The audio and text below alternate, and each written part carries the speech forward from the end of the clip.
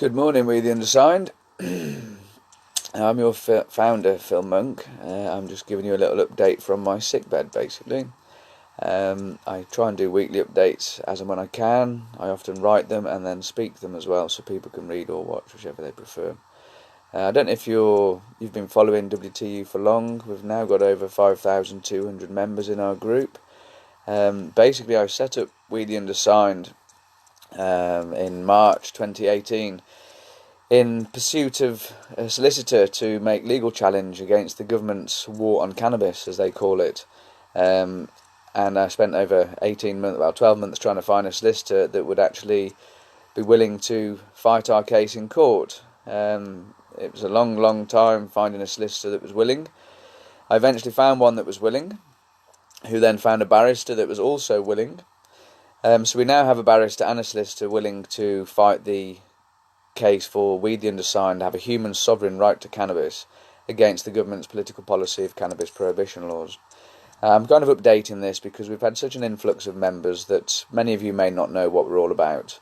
I don't usually do videos from my bed. I'm normally in campaign corner with the We the Undersigned flag behind me, but I've literally ground myself into the ground for We the Undersigned in the last 18 months. I haven't been able to work myself because of disability and pain for quite some time now. I used to be a teacher for subjects in the college, and now I'm basically stuck in my house in pain constantly. Pharmaceutical drugs nearly killed me 4 times, and I only use cannabis. Obviously that is not prescribed cannabis because I'm too poor to get a prescription. So I am an outlaw, like many of us. But the reason I'm doing this update here basically is I'm actually not able to do anything. Any movement of my body is pain. I literally can't do anything for myself at the minute. Making myself a joint to smoke and a cup of tea is literally pushing the limits of my abilities. And that is because I've pushed myself so much for We the Undersigned. No one asked me to do this, so I'm not throwing it in anyone's faces. I did it all off my own back. The group's grown amazingly. I hope because everyone believes in freedom.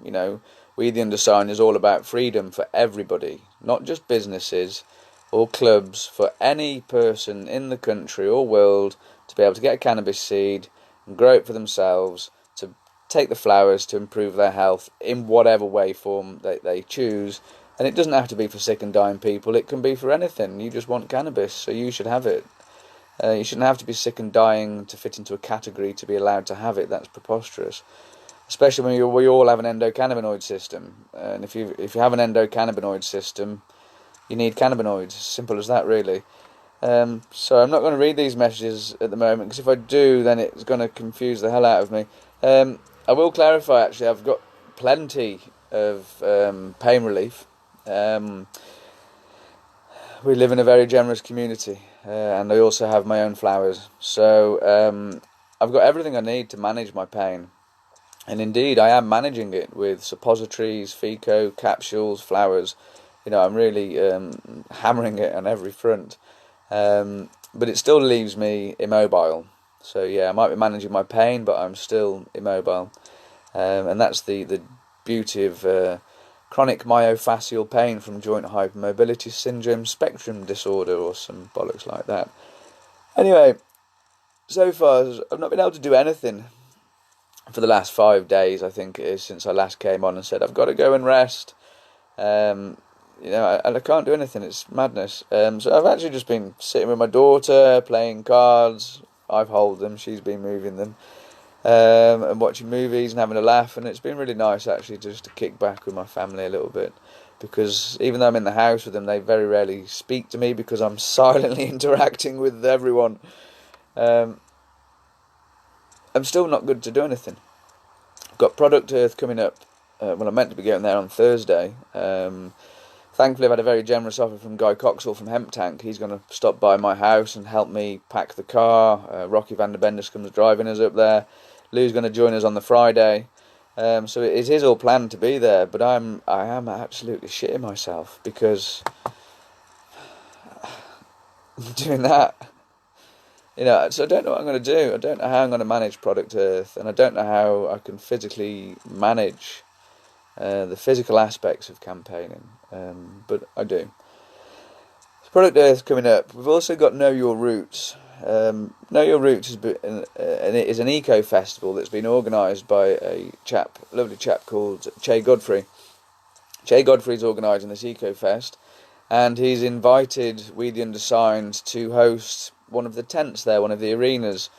So we're looking for any speakers or businesses or info stalls that might still want to come and have a place at Know Your Roots. It's not a capitalist venture, so it's not about making money. It is about covering costs. So Che has set up a fee of £25 flat rate, whether you're visiting, and it's got your camping, everything for the whole weekend. If you're a business, it's £50 for the weekend for 2 people in your stalls. So, you know, from a business point of view, it's the last festival of the year, perhaps, just to try and get a few quid in the kitty. And at 50 quid for a weekend, you're more than likely definitely going to break even and maybe even make some money. And it's all about raising awareness to sustainability, veganism, plastic freeness, and how we can work better for the planet to improve things. And that's where the hemp and the cannabis community come in, because anyone that knows anything about hemp and cannabis knows that hemp and cannabis, they are the next sustainable, environmentally friendly resource that we need to save the planet. You know, excuse me a moment while I just turn my phone.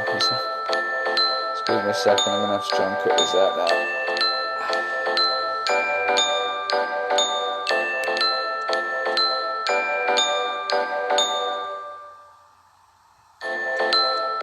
Sorry.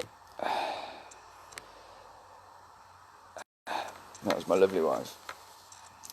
Excuse me just a moment. Abdominal cramps.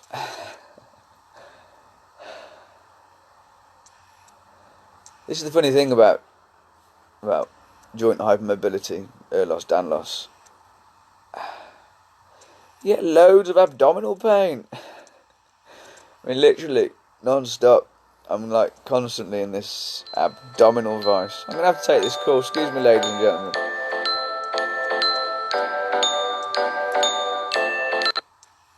Hello, darling. You're on a live feed. Okay, I think that's gone. Don't worry. Anyway, know your roots. If you're interested in coming to Know Your Roots, if you've got a business of any kind, if you've got an info stall of any kind, we'd really like to get you there. It's about raising awareness for the people of what's available, what options. So if you have some sort of trade or some sort of club or something you want to come and share information, we'd like to hear from you, please. And also, if you're a speaker, if you'd like to come and share your experiences, we'd like to have you there too. And also, great news. Did you hear that in the background? Kadunk. Right, that's the drain. They've built the new road and they haven't even fit the road drains properly. So now I can't sleep for pain. A busy main road that's being rerouted outside our front door and a faulty fitted drain. So, you know, that's why I look so exhausted. You might think, oh, Phil looks stoned. I should be so lucky.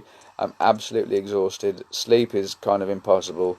So no restorative sleep's coming my way anytime soon. Anyway, blah, blah, blah, moan, enough of that nonsense. So yeah, if you want to come to Know Your Roots, please email me. What's the other thing? I'm about to dictate a letter now. This will be the WTU response to Gary Yude's prosecution, as it were. So I'm going to get that written up and sent out, because they need to realise that it's a human rights issue, actually. No harm has been done to anybody. It's a human rights issue. So that will be getting done today. And it disappoints me, I suppose. We've had 514 submissions for the WTU case study. Now, the case study, if I may explain, we're building a legal case challenge to the government's cannabis laws. They say they have to prosecute us because cannabis is harmful to health. Clearly, we wouldn't all be risking 14 years in prison if it was that harmful to our health. We wouldn't have replaced pharmaceutical drugs and alcohol with cannabis if it was that harmful to our health. So they are obviously lying, for want of a better term, whilst also profiting from medical cannabis nonsense. So, yeah, we intend to raise a legal challenge on a human rights basis, saying that the Misuse of Drugs Act is incompatible with our human rights. and the fact I'm living here suffering in this pain and in this fear of being arrested by the police proves that it's a human rights issue. But we need more than just Phil Monk. You know, when I started We the Undersigned, it was never intended, never planned, never designed. Right? I was in United Patients Alliance, Medical Marijuana UK. I think I'd left Clear at that point because I'd had a run-in with the leader of that person for their various beliefs and adamant, fervent belief that cannabis isn't a human rights issue. I was in the UKCSC, and I basically just emailed, or no, I never emailed, survey www.wtuhq.org, and then if you go and have a look, you'll see case study surveys. It's not the testimonials, it's the survey for the case.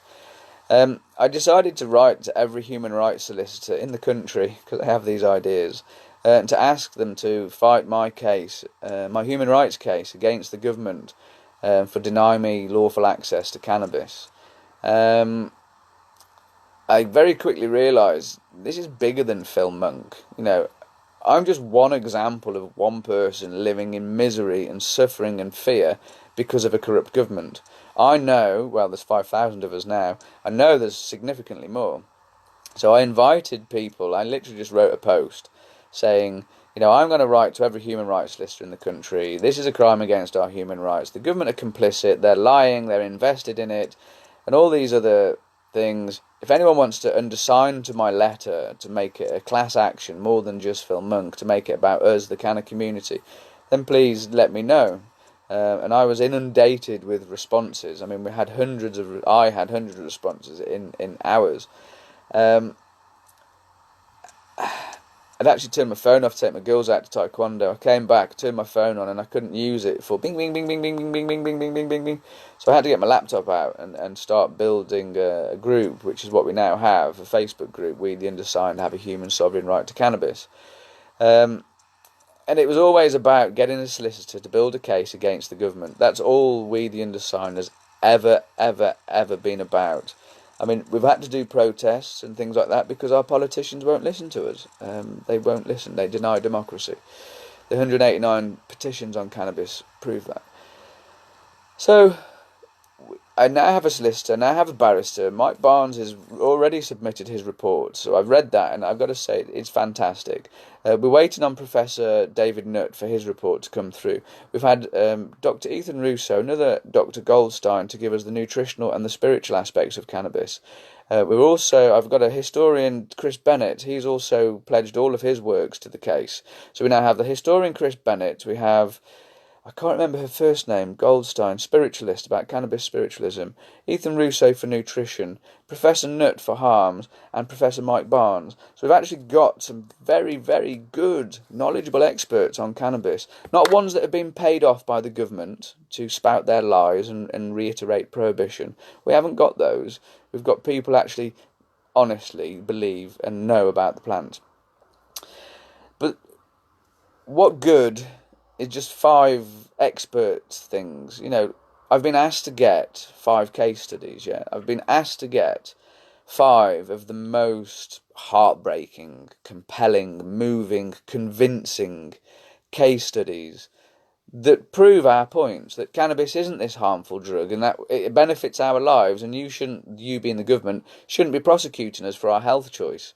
I don't want to go in there with 5 case studies. I mean, yeah, I'll go in with 5. The 5 most powerful ones for spiritual, medical, therapeutic, creative, tantric purposes of cannabis. You know, this is not just medical, recreational.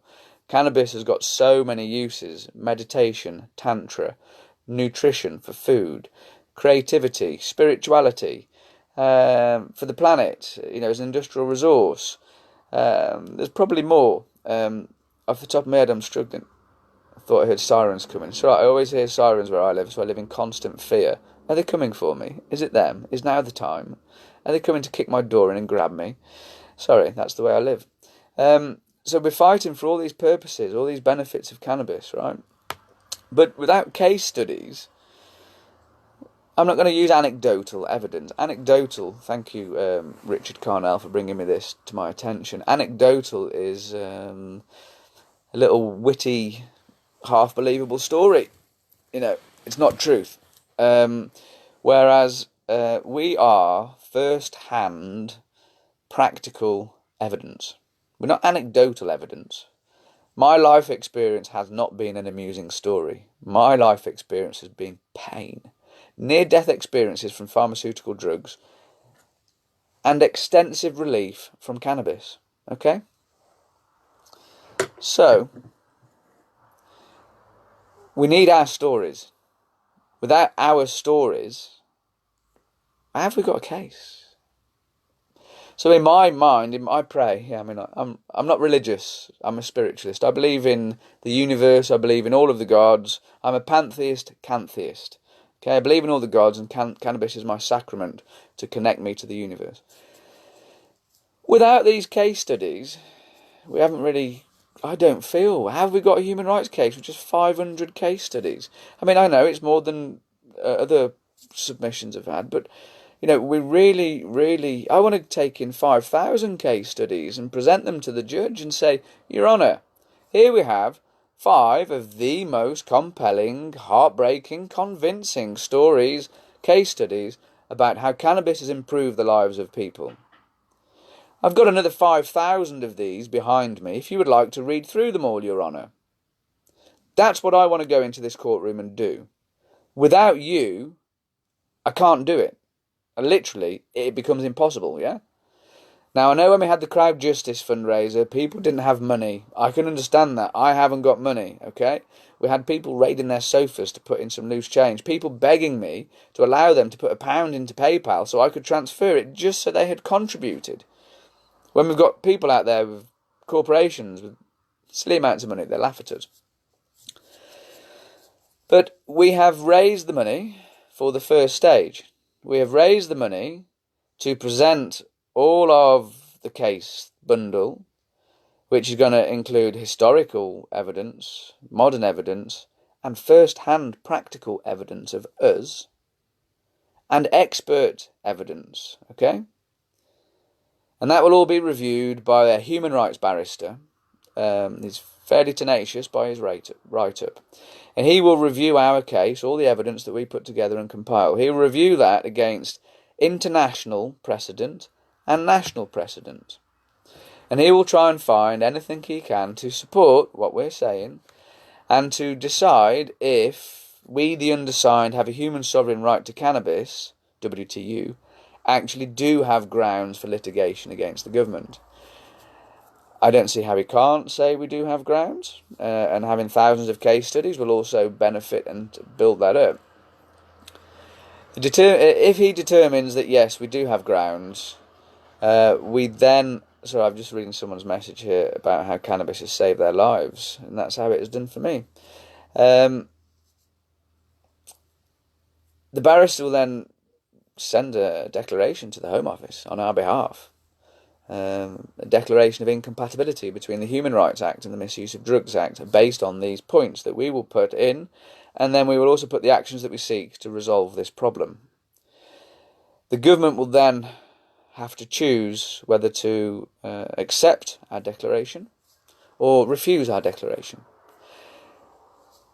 Should they accept our declaration and accept that the Misuse of Drugs Act is incompatible with the Human Rights Act, then they'll change the law. They'll have to change the law.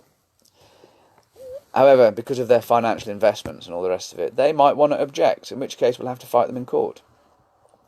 At which stage we will need to relaunch fundraising, which after receiving 299 pledges, it does concern me, but I also believe, quite powerfully, that when, not if, but when the barrister confirms our way forward and issues this declaration of incompatibility, I believe more of the hemp cannabis industry will creep out of the woodwork and come and support We the Undersigned. Because we the Undersigned is fighting for everybody, everyone. Cannabis should not be in the Misuse of Drugs Act. And if we have our way, it won't be for much longer.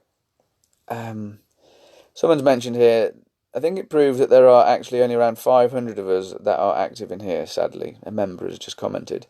According to Facebook analysis and statistics, we've got over 4,600 active members in our group, which is disheartening.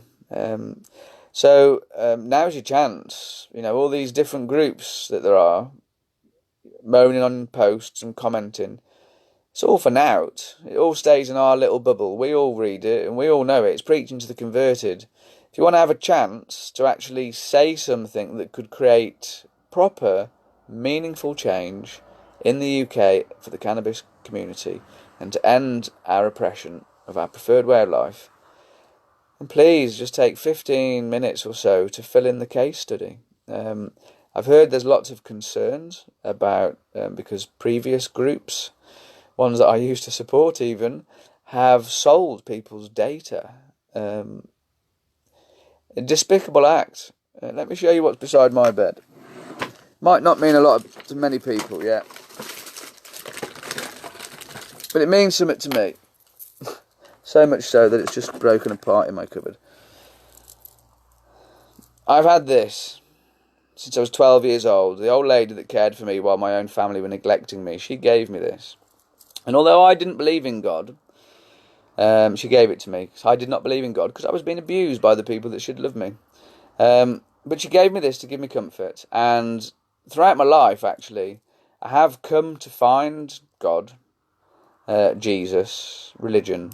More importantly, the Ten Commandments. Thou shalt not lie. Right? It's a simple rule. Thou shalt not kill. Thou shalt not steal. The very simple rules, but they are what I live my life by. So anyone's information that's given, I swear on the Holy Cross. Right? Now, you might not believe in it, that's fair enough, but I do. Nothing will happen with your data, as far as I can control, within my power, within my abilities, because the internet's flawed anyway, within my abilities and within my powers, I swear on this cross that your data will be kept safe as I can possibly keep it. Only 2 people have access to it. That is myself and the lady who's been assisting me with the creation and management of the survey. And then, once we've completed on the 1st of September, they're all going to be printed off and compiled, and then I can even delete it off the internet, so it's all removed and saved from there if needed.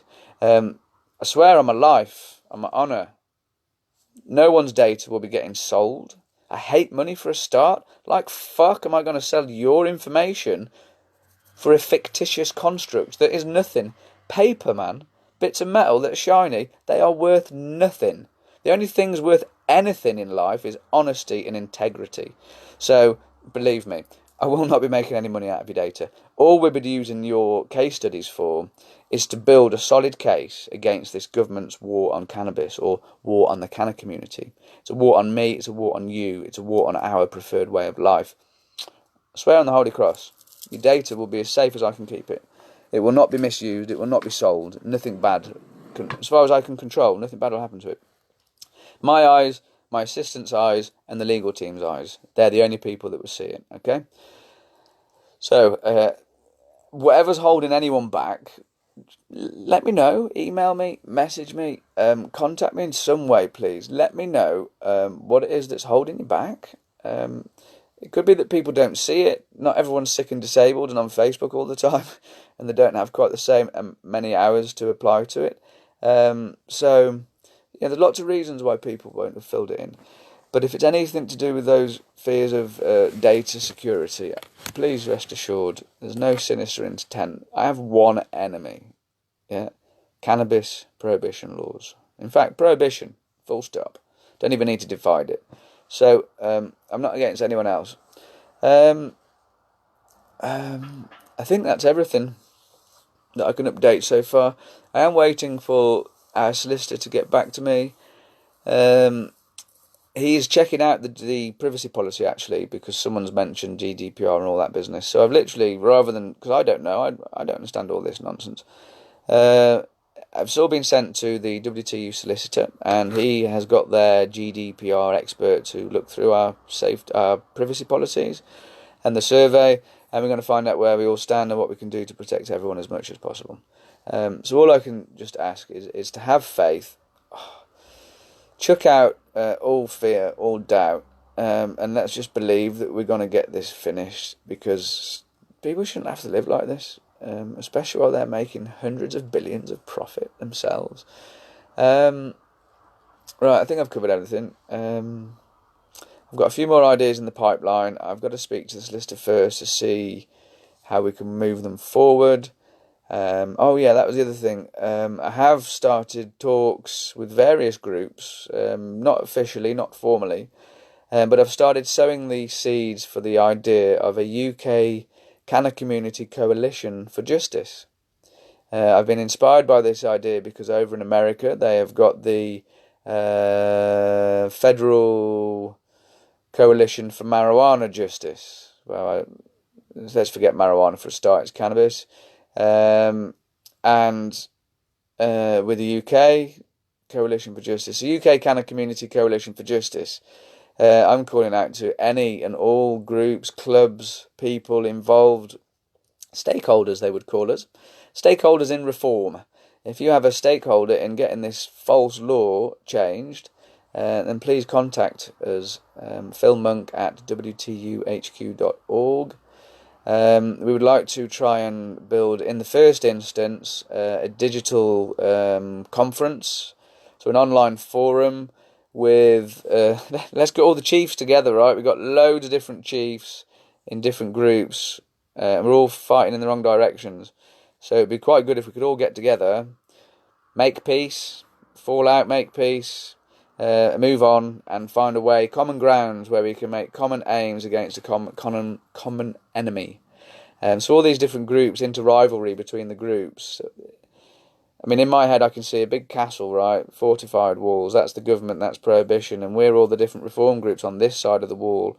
And we're all chucking spears and stinks and stones at each other, when really we should be turning round and all fighting that way. Why are we fighting each other?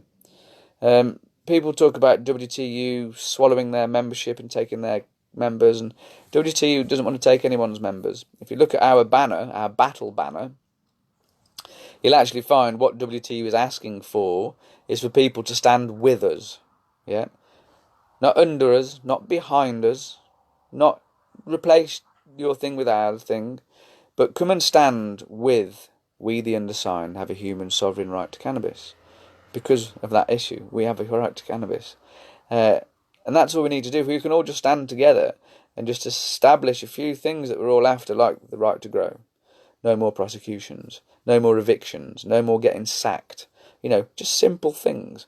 And then to work forward with these demands against a government, because we've got all the evidence now. Cannabis prohibition, it's false, it's fictitious, it's based on lies, bias and greed. So we need to challenge it. I need all you people to do your surveys so I can challenge it in the courts. Can't do it without you.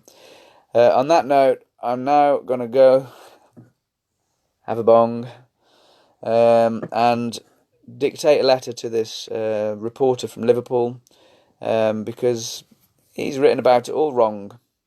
Gary Youds, you're a hero.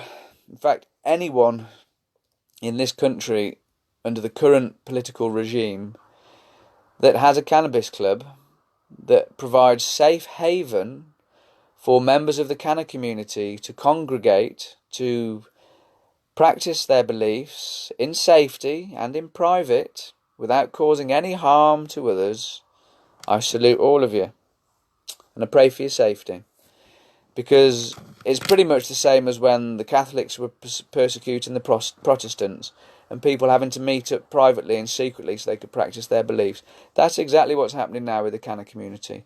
Everyone in the chilling rooms at Gary's, they went to the chilling rooms because they didn't want to go to a pub. In essence, that's what it will come down to. They didn't want to go to a pub and get smashed on alcohol or be in the alcohol-consuming environment that often turns to violence. They wanted to be in the cannabis-consuming environment that had music, conversation, peace and no violence. And that's what Gary was providing for them, and that is what now the state is denying them. But they don't realise it. They've all the client base, the customers of chilling rooms, if ever you hear this, get out the woodwork, man. Stop being so bloody scared. They're literally relying on your fear to oppress you. You all need to get your placards and banners out and start protesting for the chilling rooms. Give us our chilling rooms back. That's what the people of Liverpool should be doing. Not hiding back in the alleyways and smoking in secret. Yeah, get out and fight for your right. Well, no, don't. No, don't fight for your rights. Protest peacefully and civilly and lawfully for your rights. Because we all have the right to free association. And as long as we aren't causing any harm to others, There's nothing that should stop that. And it's only the false application of the Misuse of Drugs Act that does so, which is what we're going to try and challenge. So please, on the final word, fill in the survey. It's going to give us all this statistical evidence of how many spiritual, medical, nutritional, tantric, meditational users. It's going to tell us how many people use it every day, once a day, 3 times a year. It's going to give us all this information that's going to build a solid case with empirical data. Can't do it without you. On that note, I'm off. Speak soon. Lots of love. Take care.